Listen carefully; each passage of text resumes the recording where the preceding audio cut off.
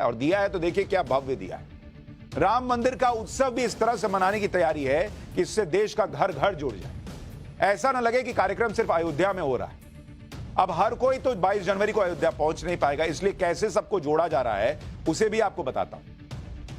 अयोध्या से अक्षत यानी पीले रंग के चावल को घर घर पहुंचाया जा रहा है। मतलब आप घर पर भी हैं तो आपको यह फील आना चाहिए कि आप इस कार्यक्रम से कनेक्टेड। अक्षत घर घर भेजने का मतलब है शुभ कार्य की सूचना देना और निमंत्रण देना।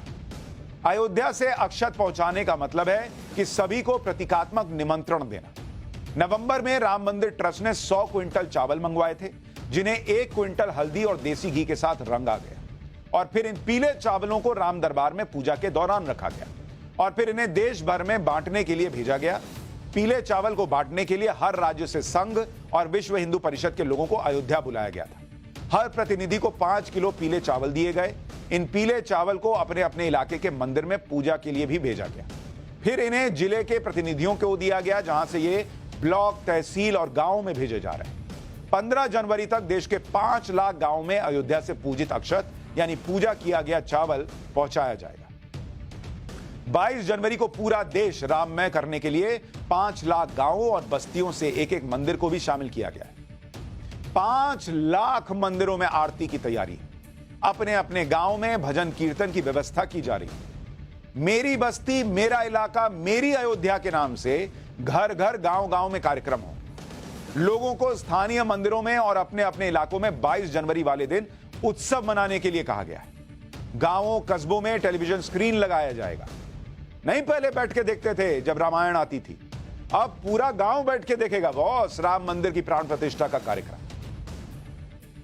इसी से आप समझ सकते हैं कि कितना बड़ा उत्सव यह होने वाला है। यह ऐसा उत्सव होगा जैसा उत्सव शायद ही इस देश ने कभी देखा हो आजादी के बाद। यानी कार्यक्रम सिर्फ अयोध्या का न रहे, यह पूरे देश का उत्सव बने, पूरे देश को इससे जोड़ा जाए, इसकी पूरी तैयारी हो चुकी है।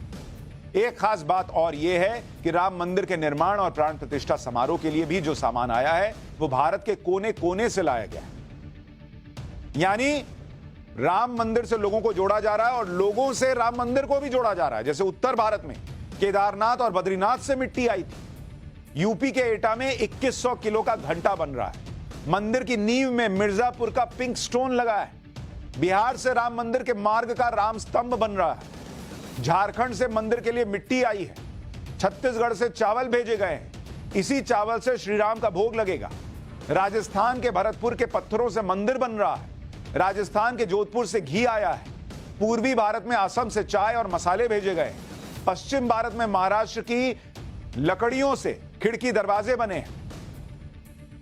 गुजरात से धातु का सामान आया है। गुजरात से ही मंदिर के लिए ध्वज स्तंभ आया है। दक्षिण भारत में कर्नाटक का ग्रेनाइट मंदिर की नींव में लगा है। केरल के कारीगर स्तंभों की नक्काशी कर रहे हैं। मंदिर के दरवाजे हैदराबाद में बन रहे हैं। रामेश्वरम से 600 किलो की घंटी भेजी गई है। तो बॉस जो कहा जाता है कि ये देश राम का है और राम इस देश के हैं, वो दिख रहा है राम मंदिर में। आप देख रहे हैं नरेंद्र मोदी का विजन। लोग कोसने को कोस सकते हैं, जिनको सिर्फ आलोचना करनी है कर सकते हैं कि ये बीजेपी का कार्यक्रम है, नरेंद्र मोदी का। अरे भाई, बीजेपी ने इसके लिए लड़ाई लड़ी है, वो छोड़ थोड़ी देंगे। लेकिन उन्होंने देश को जोड़ा है भाई। सबको लगना चाहिए कि ये उनका राम मंदिर है।